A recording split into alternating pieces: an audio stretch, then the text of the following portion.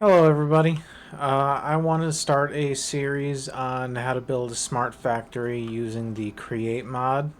Um, I'm gonna do several videos since it's a lot of information to take in all at once. The first one I want to do is to build a boiler with a lava pit that just always gives it lava. Um, you can build an infinite lava source if you want to, but you don't have to. And I'll show you how. You want to leave a little bit of space to walk underneath the boilers. So I usually build 2 blocks up and then pop down the blaze burners. Blaze burners you get from the nether. You can just use the blaze burner casings to on the spawner itself and just grab a bunch of blazes. It's relatively simple. Um, You don't need to have a max size boiler container. 3, 4, 5, 6. I think that's all I need. You don't need a max size because we're not maxing out the amount of energy that you can get from these things, because you need blaze cakes, and blaze cakes needs netherrack, and I don't really feel like farming netherrack. I just want it to do... I want it to run automatically. So we start with something simple. We've got the blaze burners, we've got the fluid container. And that's going to fill up with water, boil, and we put the steam engines on top. Okay, we place the steam engines.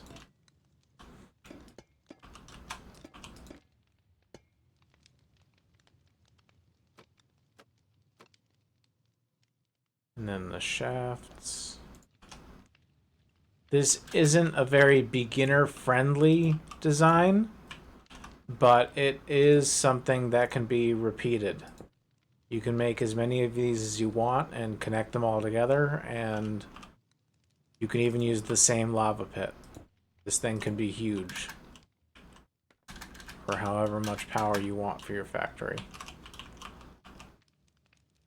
You just get in here and turn this. Are we good? Yeah, we good. Gotta get back out. Okay. And that's it for the steam engine portion. And then now you can see it turned into boiler status. Size is not complete. We're not going to be, it doesn't really matter. It doesn't need to be. It can probably be smaller than this to save on materials. But I went with 6 high. So now we're going to add the water. Okay.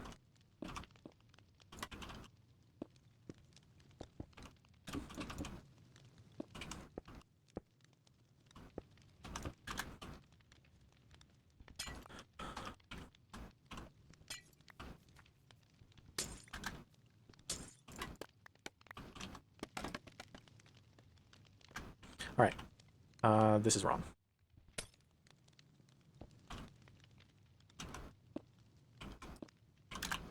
So what you're looking for is 2 infinite water sources that you can pump into this thing. We're going to use 2 pumps.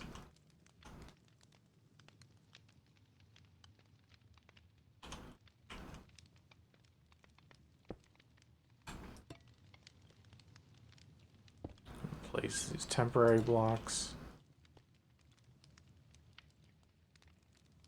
And we break glass. Break glass. These arrows indicate which direction it is pumping. We want it to go up because we're going to put pipes here and here. Now we got to get water. Put some water in there.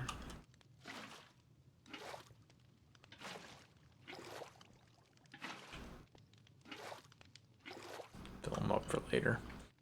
And that's it for that, for the pumps. It's not going to get, the water meter is not going to start going up until they actually start turning. And we'll get to that. Let's do the windmill now. So the way that you want these machines to work, the steam engines, is that you want them to be able to start and stop independently without you doing anything besides flipping a switch. A lot of the time, some things can go wrong while you're building machines, and you just need to shut off power and take care of something. So you really want to have that ability without having to come up and manually start moving the water pumps to get them going, so that because if you look at the bottom, the heat has one bar static. So that's not going to change. That's just what the blaze burners give off. So if you get the tiniest bit of water in this thing, then it will start up automatically. So all we need is to make sure that the mechanisms on this boiler are controlled by a secondary energy source, the windmill, which we will put. Boop. Glass. The first block on a windmill sticks, and then you just use windmill sails.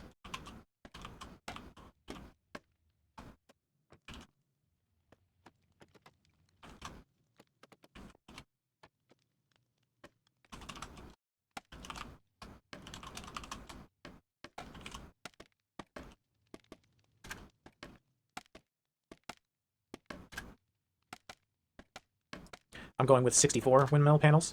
You can probably do for less. It's only running 2 pumps and a mechanical arm, so you're not going to be using all of the stress units. But you're going to be running them at very fast speed, so that's going to use a lot of stress units. Okay. And that is the windmill.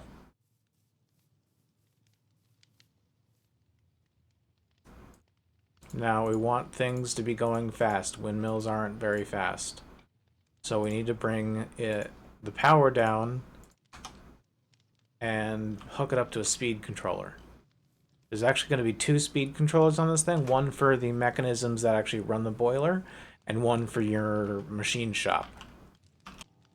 The issue I'm having is I centered the windmill on this, and it needs to be off-center by 1, really, to make it look nice.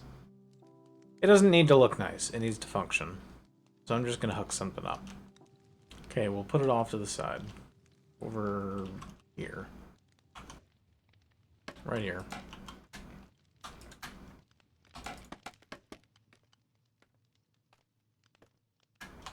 Get it above.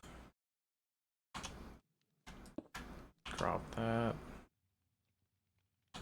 Glass block. Windmill sails.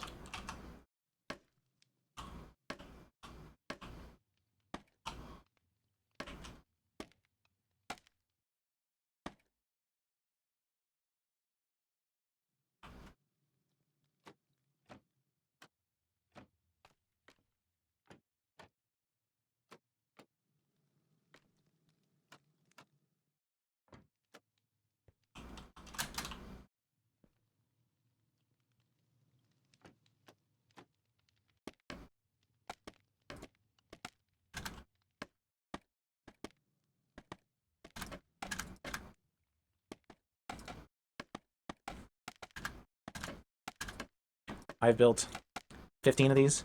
I've yet to find the perfect combination of exactly where to put all of the blocks to make it look just so nice. Okay. Okay. Bring it down.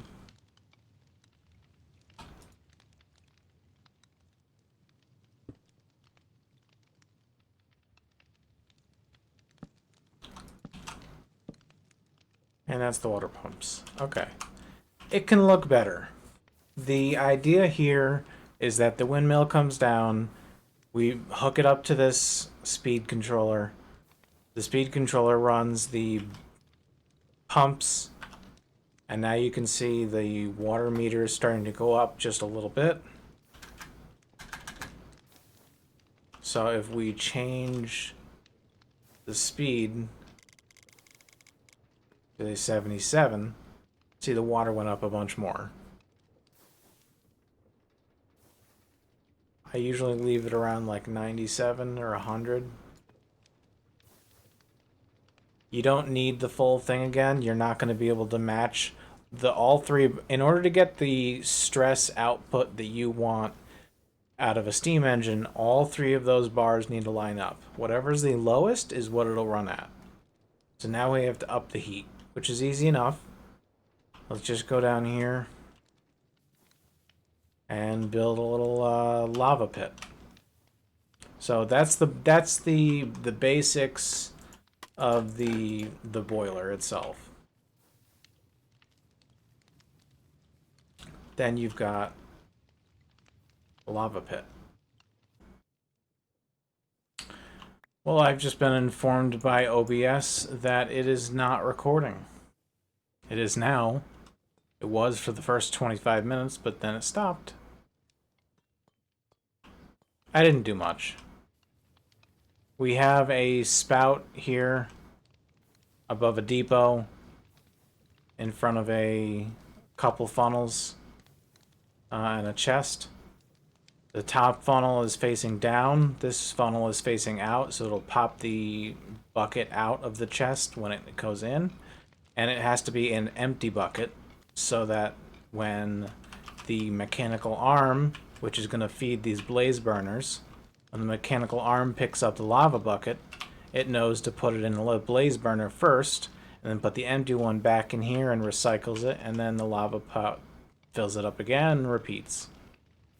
All of this is being powered by the windmill still, because we want to be able to have this engine turned on at any... Well, I'll show you at the end how it's all going to come together. But then we've got this tank. That's where the lava is going to be held. It doesn't need to be this big, but it could be literally any size. You just want a little bit of capacity. Then I built this. This is an 8x8 grid. This is an 8x8 grid of pipes. And then above the pipes are going to be cauldrons. And above the cauldrons are going to be dripstone. And above the dripstone is going to be glass.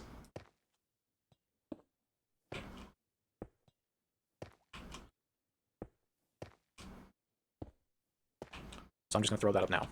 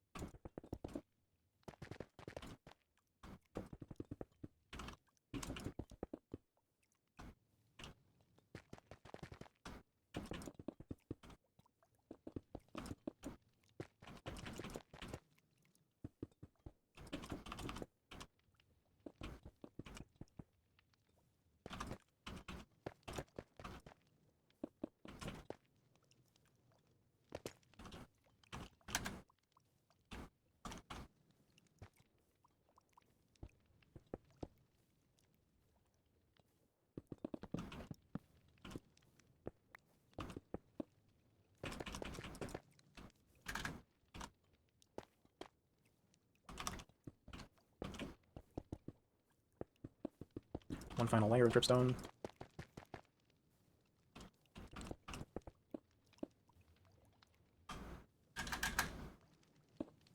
Dink. Okay. There's your lava pit. The way this is going to work is that the dripstone will fill up the basins, or cauldrons in this case, with whatever fluid is above them, like lava or water. And then as those get filled up, these pipes are going to suck it out and pump it into this lava container. Okay, we've just got this. Make sure the direction is going into the fluid container. No.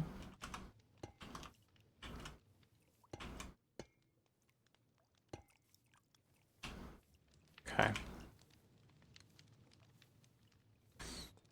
And then we just want to power that again via these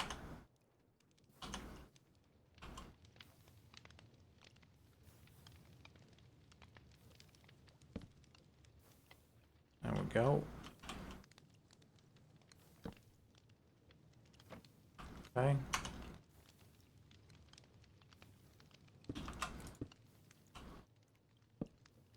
Okay.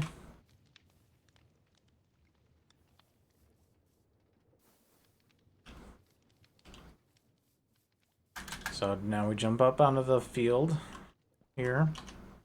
You gotta put borders on it. So we drop a temporary block. Now the next thing that we're going to be doing is filling up this entire upper zone with lava. I have it all stacked in lava buckets. But there is a way that basically, if you have a hose pulley, you just put a couple buckets of lava into the top of this thing, and then reroute that pump at the bottom. And whenever these cauldrons fill with lava, it'll pump up back into itself and fill up naturally. So if you don't want to go hunting for lava, that is the lazy way of doing it, kinda. Or you can just let it be for like an hour and it should fill up. But we're not going to do it that way, because we don't have that kind of time. So we're jumping down here. We're taking all these lava buckets.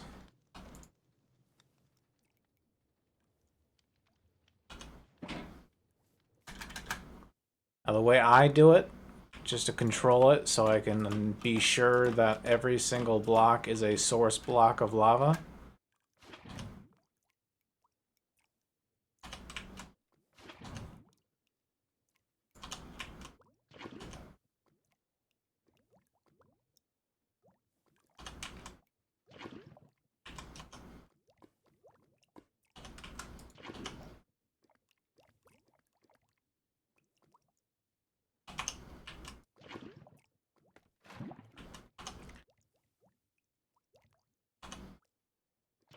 Okay. And then you just take it and put up another layer. Pretty much you can just fill this whole thing with scaffolding.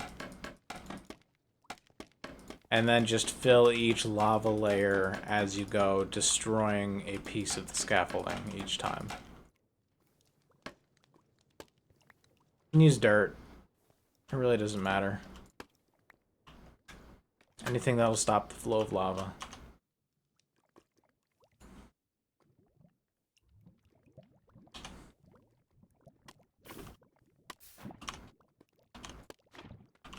Gotta get more buckets.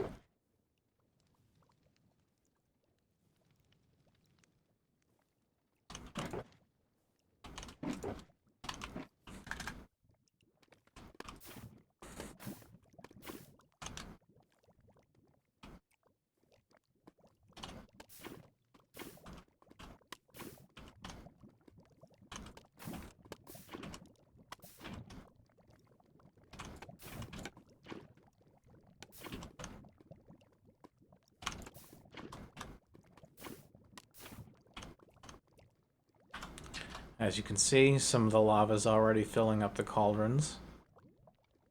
And it was pumped out. And now is being popped into this here lava. And once that becomes a full bucket, it's gonna fill up the spout. And the steam engine will naturally come online as this continues to fill up.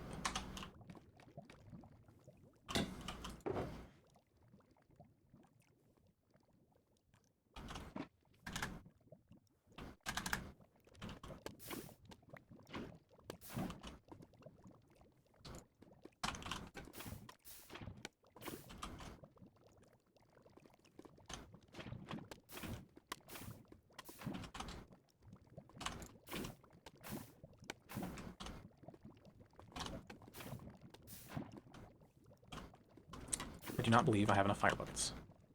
I do not. Well, I gotta get more lava. BRB. Okay. Then we go back up. And we just continue on. Keep filling them up.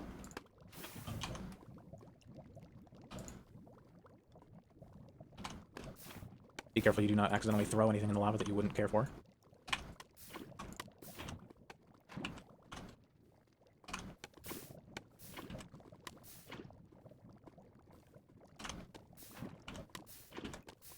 One more row.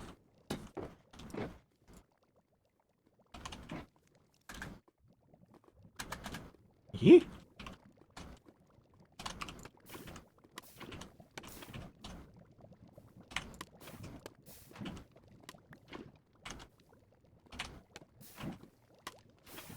Okay, that is a full field. Now all of these dripstone are dripping lava. The little orange drips. And it is slowly being gathered in the fluid container here.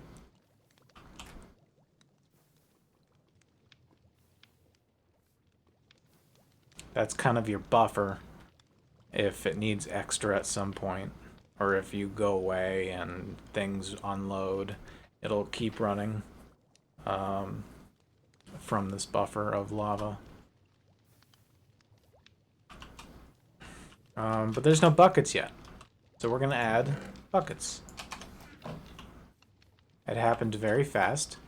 You see I just added the fire lava to the bucket. Mechanical arm picks it up and charges one of the blaze burners. Okay, that one just charged. The middle one.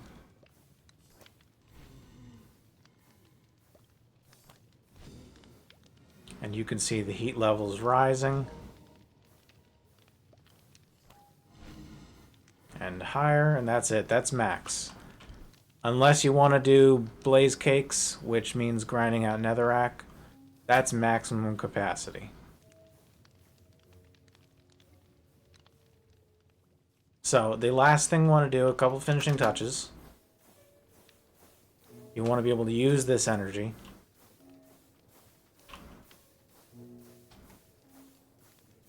You take encased chain drives.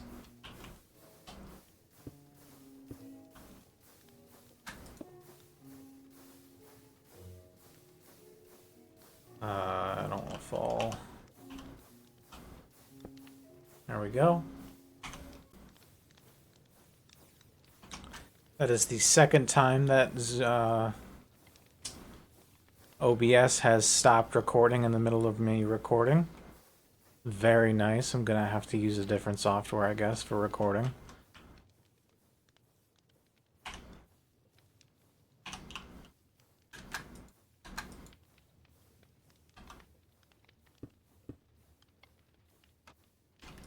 Don't need that. Okay.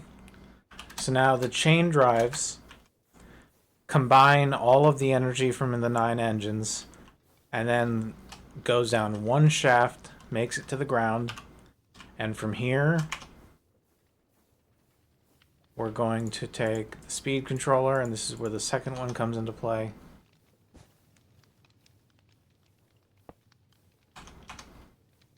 That.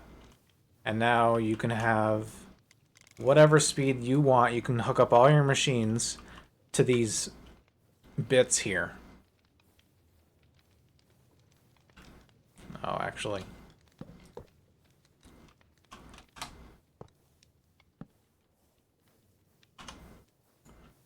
I'm gonna throw a clutch in there.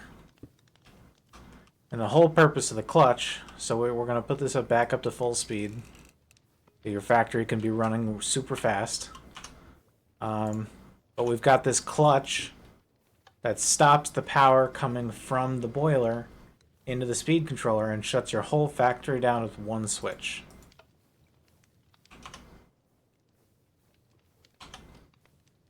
We can throw a stressometer on there.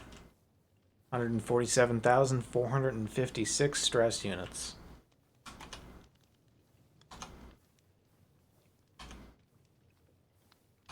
And that's it. This'll keep you going for quite a long time. You can put 40 or 50 small machines. You can put 10, 12 big mega machines on here. On just one boiler. And this can be made at scale. It can also be made prettier. It doesn't need to be with all these gears and crap everywhere. But this is basically your infinite lava source without going through the trouble of finding one or making one yourself.